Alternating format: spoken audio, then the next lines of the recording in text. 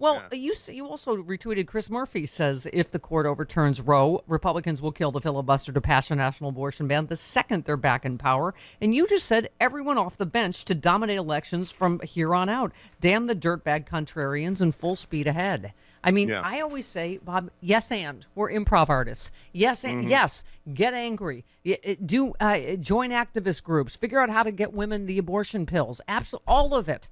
But don't say, oh, I'm not going to vote for Democrats. What have they done? Right? I mean, I think AG from Mueller, she wrote, said yesterday that, if Democrats don't do well in the midterms because you're like, oh, he only capped student debt at $10,000 and we all lose our rights.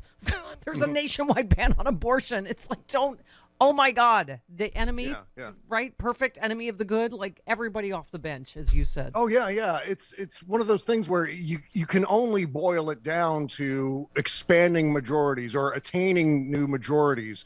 And here's a scary statistic for you, Stephanie, because it's not just about Congress. It's not just about the House and the Senate. State legislatures are really where all of this battle has been taking place for all of these years, all of these horrible trap laws leading up to this point, the trigger laws. These are all state legislatures passing this. Right now, the Republicans control both chambers of 30 state legislatures across the country.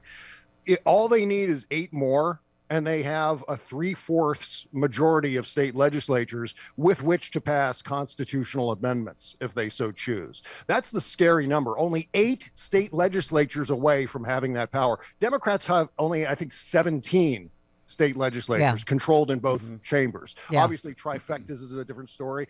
But in terms of this is where we really need to be focused on state legislatures. Expanding Democratic majorities at the state level and reducing the numbers of Republican trifectas. And that just requires hustle. It requires energy. It requires work beyond just screaming on Twitter. Right. We have to do more than that. We have to turn that screaming into actual on-the-ground action. And if we don't, then we're just handing it to them. We're doing this whole thing again where something terrible happens and we spring into action after it's already happened rather than getting at it before. Thank you. And so now we have this process where we have a lot of catching up to do. We have a lot of legislatures and majorities to win back if we're going to change this at all. And I think the long-term goal needs to be a constitutional amendment. That's another reason. What's the lesson? Listen to hysterical people like Bob and I that you are accusing of overreacting. Democrats have this habit of only thinking about stuff on Capitol Hill.